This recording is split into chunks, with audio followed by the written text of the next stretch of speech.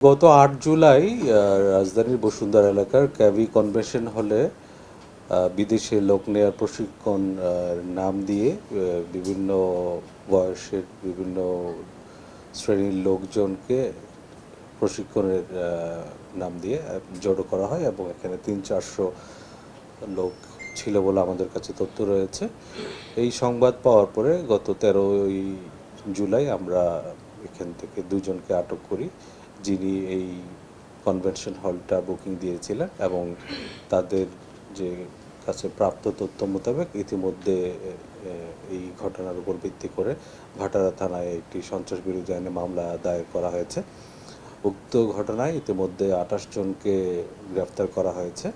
আমরা খুব গুরুত্ব দিয়ে তদন্ত করে দেখছি এখানে যারা সমবেত হয়েছিলেন তাদের কী উদ্দেশ্য ছিল এবং এখানে ভিন্ন কোনো পরিকল্পনা ছিল কিনা এই সব খুঁটিনাটি দিক আমরা বিশ্লেষণ করে দেখছি।